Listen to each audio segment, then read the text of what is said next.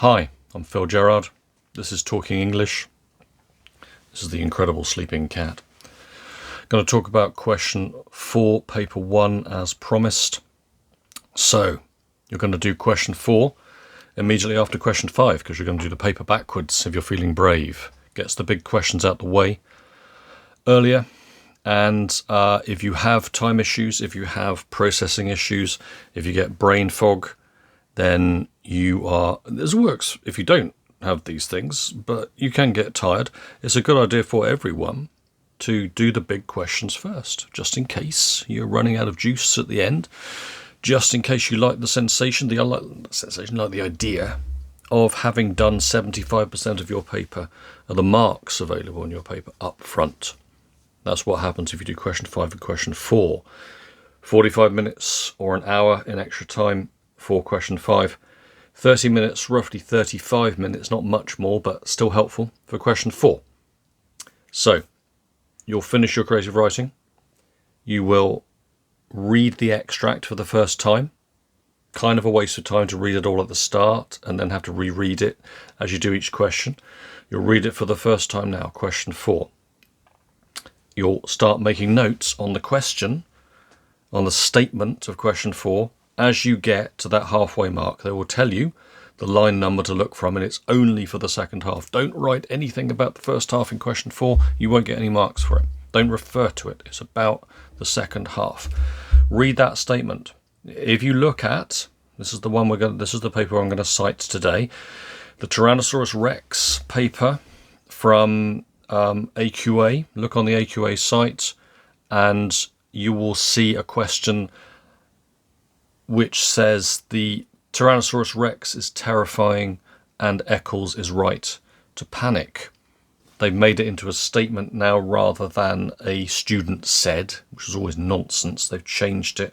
So it's just the statement, and how far do you agree and or disagree with it? So in that case, you're going to start your answer with I mostly agree with the statement because, and in that case the T-Rex is terrifying, and then you say however, and this is where you look at the second half of the statement and you find something to disagree with. However, Eccles had opportunity to hide, so didn't have to panic so much. This will make a lot of sense once you read that question and that text. Then you've got extra time. You've got 35 minutes, so you will have read for 5 minutes and highlighted, and so you've got 30 minutes with extra time, 25 minutes without it left to analyse 10-ish quotes. Now there are 20 marks available. If you watch Mr. Salas's videos, he advises, and it works, and tried it with all my students, he advises you find an explanation for every mark and you work your way through, and that will give you, they can't not give you the marks for that. Now you guys, if you've got processing stuff going on, you may not work that fast, okay? It's perfectly reasonable to give yourself goals you can achieve. So we're going to go for 10, okay? 10 things to write about, 10 bits of analysis. Look for imagery, look for powerful similes and metaphors. If you see a sentence like in the dinosaur extract, the T-Rex one, the first thing I think he says is it can't be killed.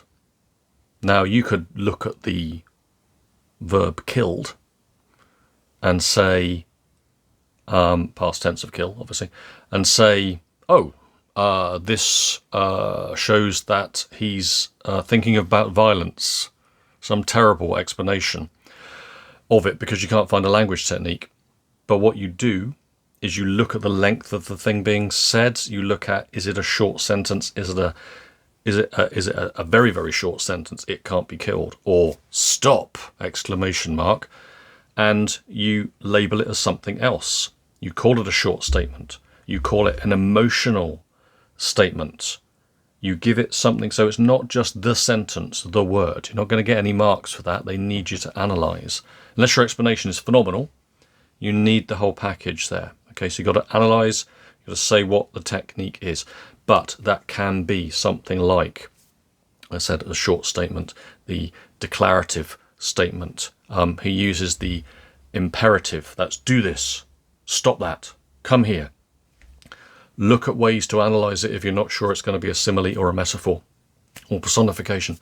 Imagery is also the magic word.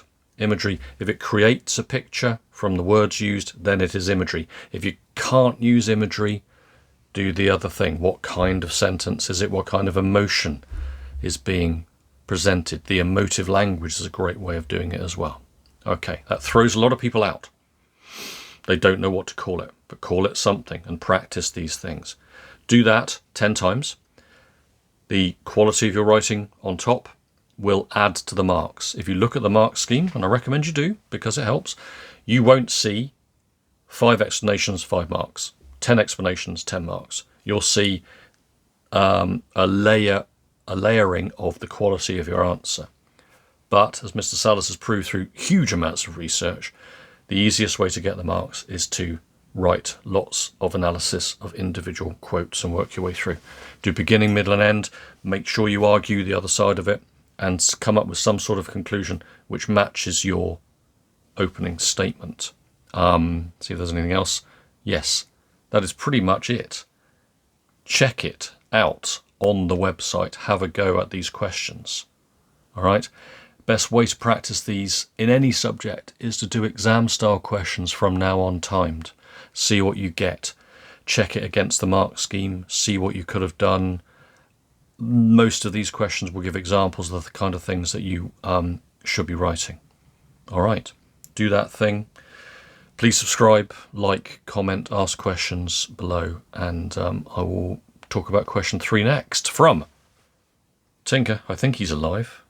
I'll let you know tomorrow. The incredible sleeping cat and me. See you soon.